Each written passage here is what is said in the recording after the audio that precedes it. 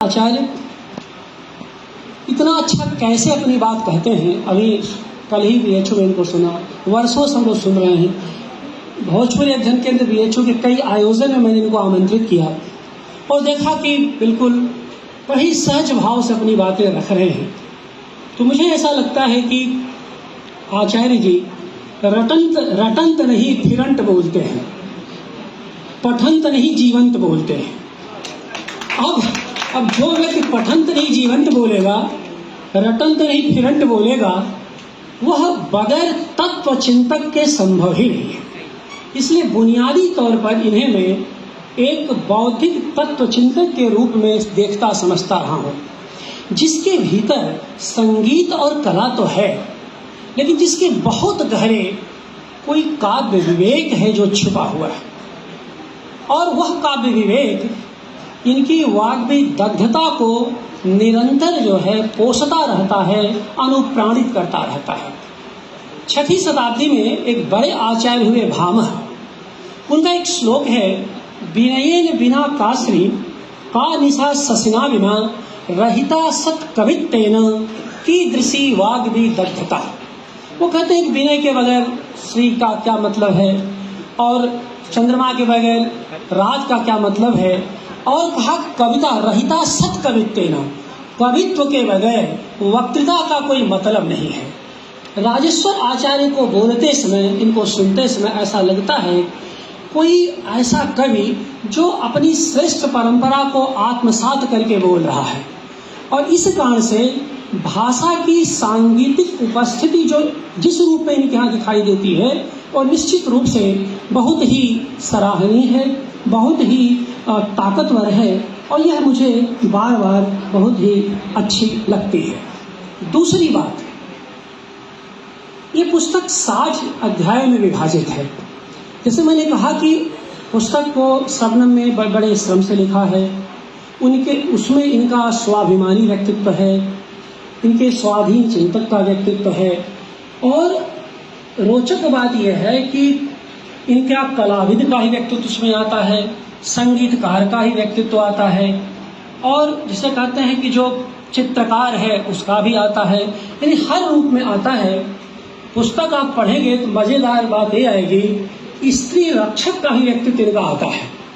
काशी हिंदू विश्वविद्यालय में पढ़ते समय लड़कियों की कैसे सुरक्षा ये देते थे, ये नई पीढ़ी को पता होना चाहिए।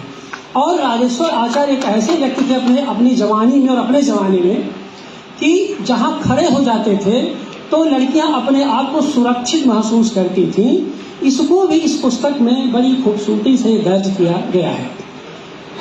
बहुत सारी जैसे कि मैं देखा कि जब ये बोलते हैं, जब लिखते हैं, तो इनमें एक लय भी है और लोच भी रहता है।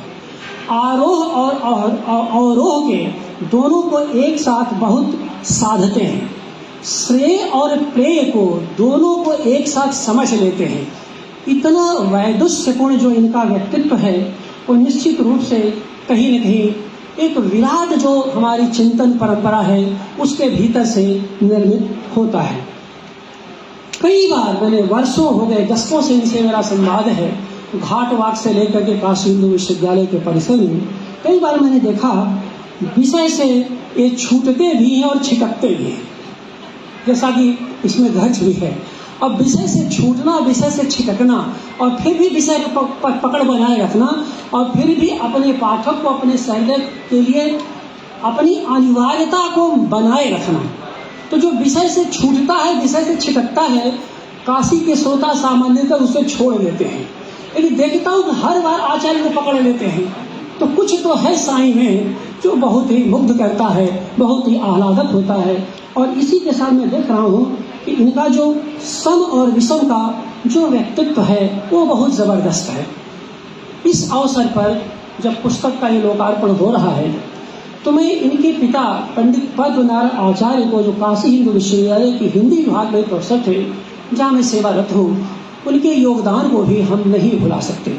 वो जयशंकर प्रसाद के समकालीन थे, और उनके सानिध्य में जो उनका स्वाभिमानी व्यक्तित्व निखर के सामने आया, पूरी तरह से उसका असर आचार्य जी पर है।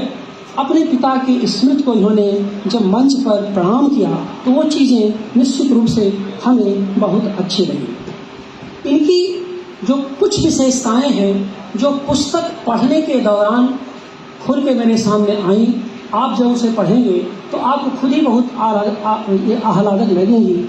एक तो ये है कि ये सोत्साह हैं और सोल्लास भी। इनके पूरे व्यक्तित्व में सोल्लास और सोत्साह भी है, यानी उल्लास के साथ भी बोलते हैं, जीते हैं जीवन को, और उत्साह के साथ। ये दोनों मिल करके इनमें एक उल्लसित बालक बोध का संचार करता है। और आप सोचिए, जितना बड़ा ही कलाकार होगा, वो कवि हो, संगीतकार हो, उसके भीतर एक जो बालकपन है, जो उसका जो खुलापन है, कहीं न कहीं वह भीतर से उसके अंतर्मन में वह ताकत देता है, वह एक गूंज पैदा करता है। दूसरी बात है कि इनके पूरे व्यक्तित्व में सरलता और सूत्रात्मकता दोनों विद्यमान होती है। ये कई बार जितने सरल दिखते हैं उतने ही जटिल सूत्रों का प्रयोग भी करते हैं। तो ये जो परस्पर व्यक्तित्व में जो परस्पर विरोधों का सामंजस्य है, और देखिए कोई भी संगीतकार हो, कवि हो, कलाकार हो, सम और विषम को जब तक एक साथ साधने की निष्णात कला में निपुण नहीं होगा तब तो वो बड़ा कलाकार हो नहीं सकता, कम से कम श्रेष्ठ तो हो ही नहीं सकता। तो ये जो सम और विषम को साधने की है, लय और लोच के साथ भाषा की रवानगी, भाषा की सांगीतिकता, यह पूरी की पूरे इनके बनावट को बहुत ही मजबूत आधार देती है। और ये चीज़ जब मैं पुस्तक से गुजर रहा था तो भारतेंदु हरिश्चंद्र की सांस्कृतिक निजता भी कहीं न कहीं से आचार्य तक पहुंची है। भारतेंदु बाबू हरिश्चंद्र आप सब जब जानते हैं 19वीं सदी के हमारे पूर्वज, जो न होते तो शायद हिंदी न होती, शायद संगीत न होता, शायद वैसी भाषा की रवानगी न होती, और शायद काशी का यह स्तर न होता, बौद्धिक स्तर जो आज है। बहुत योगदान है। तो उन्होंने प्रेम जोगिनी में जो वो लिखा एक पंक्ति आती है, देखी तुम्हारी काशी लोगो, देखी तुम्हारी काशी। तो ये आचार्य जी काशिस्थ हो करके भी काशी को निरंतर समझते रहते हैं और निरंतर चुनौती देते रहते हैं और निरंतर उसे प्रचारित और प्रसारित भी करते रहते हैं। काशी से इतना अचूक प्रेम मैं नहीं समझता कि इनके वय में और किसी में भी दिखाई देता हो। तो ये जो पुस्तक आई है, यह इनके जीवन वृत्त से ज्यादा इनके आजीवन कृत्य की पूंजी है। अब जीवन वृत्त से अधिक आजीवन कृत्य की पूंजी है, लेकिन फिर मैं कहना चाहता हूँ वो आजीवन कृत्य का एक हिस्सा सबनम के हाथ में आया है, अभी बहुलांश बाकी है। और आने वाली पीढ़ी जो यहाँ बैठे, जो सहृदय हैं, जो चिंतक हैं, शायद वे पकड़ने की कोशिश करें। मैं एक दो बात केवल बात करके अपनी बात समाप्त करूंगा, क्योंकि बहुत विस्तार से यहाँ बोलने का कोई अवसर नहीं है। मैं अपना अभिवादन प्रेषित करता हूँ आचार्य जी को, और ये उम्मीद करता हूँ कि इसी तरह निरंतर जवान बने रहें और अपनी जवान से जवानों को ही नहीं, जवानी को ही संबोधित करते रहें। तो जवान और जवानी ये दोनों इनकी बरकरार रहे, और मुझे लगता है बरकरार है ही, उसमें कुछ करना नहीं है। अभी कल ही काशी हिंदू विश्वविद्यालय में थे, एक इनागुरल सेशन में, क्या जबरदस्त लय और लोच के साथ बोला इन्होंने, और आप लोग लगातार सुनते रहते, मैं तो मुग्ध हो गया। तो ये आचार्य जी हैं, तो ये जो जवान और जवानी दोनों को बचाए रखें।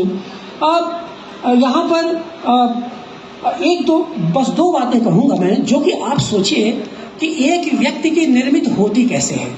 और यहाँ पर जिसे कह सकते हैं कि एकेडमिक्स, जो एकेडमिशियंस हैं इस सभागार में, उनसे अधिक बनारस का सांस्कृतिक और सामाजिक व्यक्तित्व यहाँ उपस्थित है। क्योंकि अकादमिक जगत में तो आचार्य जी को ज्यादातर लोग सुनते रहते हैं, बीएचयू में, काशी विद्यापीठ में, कहीं इधर अपना, लेकिन शहर में संगीत के अलावा आप लोगों को थोड़ा कम अवसर ये सुनने को आता होगा। तो जरा ये मैं बताना चाहूंगा कि कैसे आचार्य को किन स्थितियों में आचार्य बनाया, जो इतना सहज और सीधा दिखता है। फोन किए आचार्य जी परसों एक कार्यक्रम बाटे हमारे विभाग में आ जाया। हाँ हाँ ठीक बाटे, कब आवे के हवे? और 2 बजे आ जाया। गाड़ी वाड़ी भेजवा के आई जाइए अकेला, तो नहीं आ जाइए, आज गाड़ी जाएगी। हाँ तो देखा, जब तो के कार्यक्रम के आधा घंटा पहले गाड़ी भेजिया, नहीं तो समझिए हटो लंका की जान। यह जो इनकी वानगी है, जो आत्मीयता है, आप कई जगह ऐसा अनुभव, लेकिन उनकी चर्चा मैं नहीं करूंगा क्योंकि मैं अपने अनुभव को मैं साझा नहीं करूंगा। मैं अभी तो सबना और इनके बीच जो संवाद हुआ है उसकी चर्चा, उसकी दो बातें देना चाहता हूं। अब एक तो वीर बहादुर सिंह मुख्यमंत्री थे, इनके स्वाभिमानी व्यक्तित्व का, और तब ये जैसे कहते हैं कि जवानी की जोश में बिल्कुल लकदक, बिल्कुल एकदम दौड़ भाग कर रहे थे, और इस गोरखपुर में थे और संगीत विभाग में आचार्य के पद पर आसीन थे। वीर बहादुर सिंह मुख्यमंत्री थे और कहा गया इनसे कि आप बच्चियों को लेकर के आप आ जाइए और मंगलाचरण करना है। आचार्य जी बिल्कुल समय से बच्चियों को लेकर, जैसे यहाँ बच्चे आए, ये पहुंच गए। वहां देखा तो ये देखा कि मंच ऐसे सजा हुआ था, तब इतने पदम से नहीं रहे होंगे, तब कम ही रहे होंगे, लेकिन ये है कि देखा मंच सजा हुआ है और सरस्वती की प्रतिमा नीचे रखी हुई थी, और बाकी बच्चियों के लिए तो ठीक है, इनके लिए अलग से कोई इंतजाम था, भाई चलो नीचे से बोल देंगे, शिक्षक ही तो हैं, गाँव जाके चले जाएंगे, पर वह जो तेवर था सत्ता का।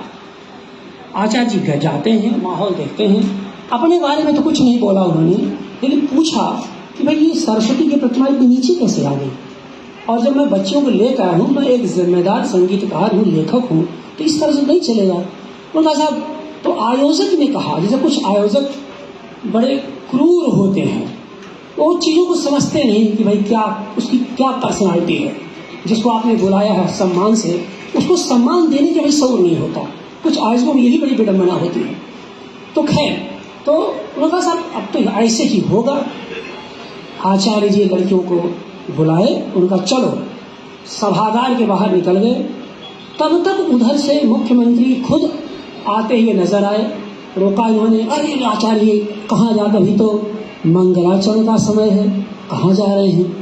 आचार्य जी की जो बात है, उन्होंने कहा पहले आयोजकों को सदाचरण सिखाइए, तब मंगलाचरण की बात होगी। ये ताकत, ये बनारस है। आचार्य बनारस को इस रूप में जीते, और मैं इस आचार्य को नमन करता हूँ, और इस आचार्य के आचार्यत्व के लिए यहाँ आया हूँ, सिर्फ इसके लिए। दूसरी बात, वंदे भारत, आर्यमा सान्याल मौजूद हैं, याद होगा आर्यमा जी 23 जनवरी का दिन था, मैं और आचार्य जी दोनों इनके एयरपोर्ट में मौजूद थे। सुभाष चंद्र बोस जयंती थी, बातचीत करने के लिए बातचीत हुई। हमने आचार्य जी ने भाषण दिया, आचार्य जी ने आशीर्वाद दिया। उसमें किसी ने कहा कि वंदे भारत गाइए, वंदे भारत। मैं पहली बार आचार्य जी को वंदे भारत का गायन करते सुना। सॉरी, हाँ वंदे मातरम, वंदे भारत में चाहा हुआ है इतने सारा चल रहा है, हाँ इतने सारे वंदे भारत निकल गए। एनीवे, तो वंदे मातरम आचार्य जी ने जिस तरह से गाया, पहली बार सुन करके जैसे कहते हैं कि एक रोमांच अनुभूति हुई। और मैंने वंदे मातरम के मुख से उस गीत को कभी नहीं सुना। आर्यमा जी सामने बैठी हुई है, इनकी आंखों से आंसू टपक रहे थे, इतने भावुक हो गए। इस चीज को मैं भूल गया, बात आई गई हो गई। जब किताब से गुजरा तो किताब में ये वंदे मातरम के गीत का 1967 का एक संदर्भ मिला। लमही में प्रेमचंद महोत्सव हो रहा था और पंडित ओंकारनाथ ठाकुर की अनुपस्थिति में वंदे मातरम को प्रस्तुत किया जाना था, और इनके लिए चुनौती थी, इनके लिए पूरी तरह से वो चुनौती थी। और जिस तरह से, और वहाँ पर आचार्य संपूर्णानंद खुद मौजूद थे, लमही महोत्सव, प्रेमचंद महोत्सव चल रहा था, वहाँ पर आचार्य जी ने वंदे मातरम का जिस तरह से गान किया, पंडित ओंकारनाथ ठाकुर ने, दिग्गज संगीतकार ने इन्हें आशीर्वाद दिया। और दूर बैठे, सुदूर बैठे जो उनके जानकारी मिली, किसी इज्जत रख लिया। तो आचार्य जी का व्यक्तित्व वहाँ से निर्मित होता है। और वही इनका जो चरित्र है, इनके चित्त की व्याख्या करता है। किसी के चरित्र से उसके चित्त की अगर व्याख्या करनी हो तो उसके लिए आचार्य हमारे मानक हैं और मानक भी हैं, इसको भी याद रखिएगा।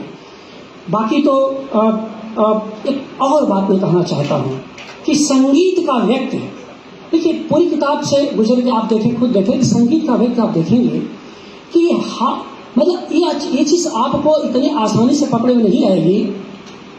हास्य को लेकर के मैंने ये देखा कि आचार्य जी के पास जो साहित्यिक बोध है और जो समग्रता में ये इन चीजों को पढ़ते हैं, उसके लिए हमारे शास्त्र में कहा गया है, न स शब्दो न तद्वाच्यम न स न्यायो न स कला जायते यन्न काव्यांगमहो भारो महान कवे। भारो महान कवे है, आय कवि नामाक्षर कविता को लिखने वाला जो कवि हमारे बीच मौजूद है, वो भारो महान कवि को चरितार्थ करता है। और कवि की ये परिभाषा दी गई है साहित्य शास्त्र में, पूरे शास्त्र में, कि न स शब्दो न तद्वाच्यम न स न्यायो न स कला जायते यन्न काव्यांगमहो भारो महान कवे। कवि की तुम्हारे पास ऐसा कुछ भी नहीं है जो जिसकी पहुंच तुम्हारे तक न हो। तुम सब कुछ शब्द जानते हो, अर्थ जानते हो, न्याय जानते हो, कला जानते हो, संगीत जानते हो। उसकी साक्षात विभूति के रूप में मंच पर आज राजेश्वर आचार्य बैठे हुए हैं, जिनके अभिनंदन के लिए हम यहाँ उपस्थित हैं। और नामाक्षर जो कवि की परंपरा रही है, जिसके उन्होंने कईयों पर लिखा है।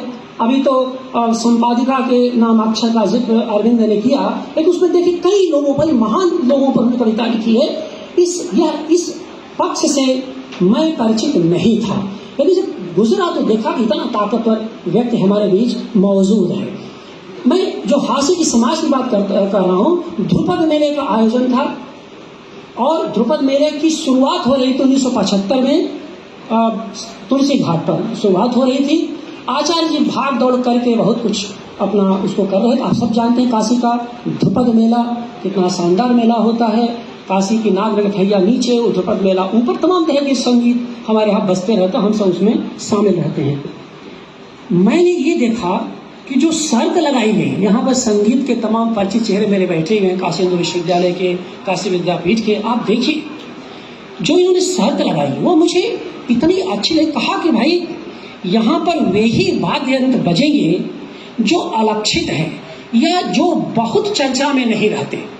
और कहा कि यहाँ पर पखावज और विचित्र वीणा जैसे वाद्य यंत्र ही बजेंगे। ये जरा ध्यान रखिए इनके विवेक पर कि ढोलक, तबला, हारमोनियम, झाल, करताल ये सब तो बजते रहते हैं, लेकिन जिनकी परंपरा धीरे धीरे विलुप्त हो रही है, हम उनको जीवन देना चाहते हैं। तो आचार्य जी ने जो यह तथ्य इकट्ठा किया अपने तरीके से दिया, वो बहुत ही यादगार है। दूसरी एक आखिरी बात कहना चाहता हूँ ओम प्रकाश चौरसिया को लेकर के। ओम प्रकाश चौरसिया इनके मित्र थे, काशी हिंदू विश्वविद्यालय में इनके सहपाठी थे। किसी वजह से वो दुर्घटनाग्रस्त हो गए और कुछ वो कर नहीं सकते थे। मुश्किल ये आती थी, इनके गुरु भट्ट जी ने बुलाया और कहा भाई कि ये सब चीज़ें, और लालमणि मिश्र जी थे, इन लोगों ने बोला, कहा कि भाई कैसे इसका लाभ पहुंचाया जाए, कैसे इसको जिंदा किया जाए, क्योंकि तुम तो उन्होंने कहा कि तुम तो संतूर बजा लेते हो, संतूर वह बजा लेता है, तो अगर राजेश्वर तुम संतूर बजाओगे तो उसका क्या होगा, वो तो कुछ कर ही नहीं पाएगा, बहुत दिक्कत हो जाएगी। आचार्य जी के हाशिए पर जो दृष्टि गई कि भाई एक व्यक्ति है जो बहुत नीडी है, जिसकी बड़ी जरूरत है, उन्होंने उसी दिन संतूर को अपने हाथ से मुक्ति दे दी और कहा अब मैं जल तरंग बजाऊंगा। तो इनके जल तरंग बजाने का जो किस्सा है, उस हाशिए पर ध्यान है इनका, जहां से कि ये चीजें पूरी तरह से हमारे सामने आती हैं। तो इस तरह से आप देख रहे हैं कि कला, साहित्य और संगीत की जो त्रिवेणी है, उससे रचित आचार्य का व्यक्तित्व खर है, प्रखर है, और शायद यही इनके शिखर का कारण है। आचार्य जी खर है, प्रखर है और आपके शिखर का यही आधार है, इसको याद रखिएगा। तो इसको आप बचाए रखें, आप अपनी प्रतिभा से दिग दिगंत को ऊर्जावान करते रहें। और मैं दुआ देता हूँ आपको कि आपके इस शब्द मंडित व्यक्तित्व के ऊपर आपका आलोक पुंज का झंडा यूं ही फहराता रहे और उस झंडे को देख करके आने वाली पीढ़ी निरंतर आपसे प्रेरणा लेती रहे और पूरी तरह से ऊर्जा का आप इसी तरह से हमारी पीढ़ी में, आने वाली पीढ़ी में संचार करते रहें। इस अवसर पर आपका एक बार पुनः मैं अभिवादन करता हूं और उम्मीद करता हूं कि इस पुस्तक की तो अभी शुरुआत है, आने वाले दिनों में आप पर इतनी किताबें लिखी जाएंगी कि आप उसका विमोचन करते करते थक जाएंगे। बहुत सारी शुभकामनाएं। बहुत बहुत धन्यवाद प्रोफेसर शुक्ला।